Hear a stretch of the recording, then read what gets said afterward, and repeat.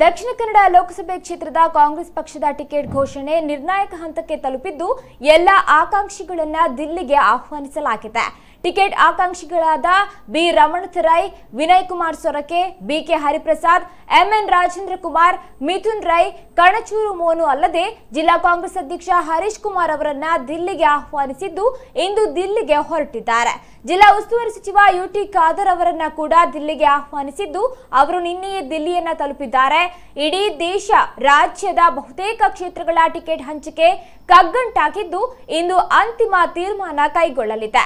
ದಕ್ಷಿಣ ಕನ್ನಡ ಲೋಕಸಭೆ ಕ್ಷೇತ್ರಕ್ಕೆ ಸಂಬಂಧಿಸಿದಂತೆ ರಾಜ್ಯದ ಕಾಂಗ್ರೆಸ್ ಉಸ್ತುವಾರಿ ಎಐಸಿಸಿ ಪ್ರಧಾನ ಕಾರ್ಯದರ್ಶಿ ಕೆಸಿ ವೇಣುಗೋಪಾಲ್ ಅವರ ದಿಲ್ಲಿಯ ಮನೆಯಲ್ಲಿ ಸಭೆಯನ್ನ ಕರೆಯಲಾಗಿದೆ.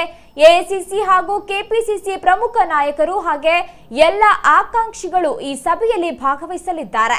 ಟಿಕೆಟ್ ಅಂತಿಮಗೊಳಿಸುವ ಮೊದಲು ಕ್ಷೇತ್ರದಲ್ಲಿ ಪಕ್ಷದ ಅಭ್ಯರ್ಥಿಯನ್ನ ಗೆಲ್ಲಿಸುವ ಬಗ್ಗೆ ನಾಯಕರು ಆಕಾಂಕ್ಷಿಗಳಿಗೆ ಕ್ಲಾಸ್ ತೆಗೆದುಕೊಳ್ಳಲಿದ್ದು, ಯಾರಿಗೆ ಟಿಕೆಟ್ ಕೊಟ್ಟರೂ ಪಕ್ಷದ ಪರವಾಗಿ ಕೆಲಸ ಮಾಡುವ ಬಗ್ಗೆ ಹಾಗೆ ಗೆಲ್ಲುವ ಕಾರ್ಯತಂತ್ರಗಳ ಬಗ್ಗೆ ಚರ್ಚೆ ನಡೆಯಲಿದೆ ಅಂತ ಮುಖಂಡರೊಬ್ಬರು ಹೇಳಿದ್ದಾರೆ. ವೇಣುಗೋಪಾಲ್ ಅವರ ನಿವಾಸದಲ್ಲಿ ನಡೆಯುವ ಸಭೆಯಲ್ಲೇ ಬಹುತೇಕ ಅಭ್ಯರ್ಥಿ ಆಯ್ಕೆ ಅಂತಿಮಗೊಳ್ಳುವ ನಿರೀಕ್ಷೆ ಇದೆ.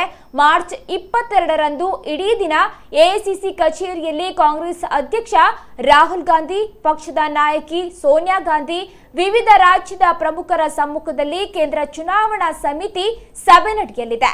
ಸಿಇಸಿ ಸಭೆಯ ಬಳಿಕ ಎರಡನೇ ಹಂತದಲ್ಲಿ ನಡೆಯುವ ಚುನಾವಣೆಯ ಅಭ್ಯರ್ಥಿಗಳ ಪಟ್ಟಿಯನ್ನ ರಾತ್ರಿಯ ವೇಳೆ ಘೋಷಣೆ ಮಾಡುವ ಸಾಧ್ಯತೆಗಳಿವೆ.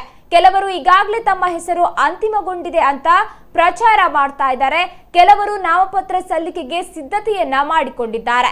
ಮಾರ್ಚ್ 26ರಂದು ನಾಮಪತ್ರ ಸಲ್ಲಿಕೆಗೆ ಕೊನೆಯ ದಿನವಾಗಿದ್ದು, ಅದಕ್ಕೆ ಮೊದಲು ಅಭ್ಯರ್ಥಿಗಳು ಅರ್ಜಿ ಜೊತೆಗಿನ ದಾಖಲೆಗಳನ್ನ ಸಿದ್ಧಪಡಿಸಿಕೊಂಡು ಬಹುತೇಕ 25ರಂದು ನಾಮಪತ್ರ ಸಲ್ಲಿಕೆ ನಡೆಯುವ ಸಾಧ್ಯತೆ ಇದೆ.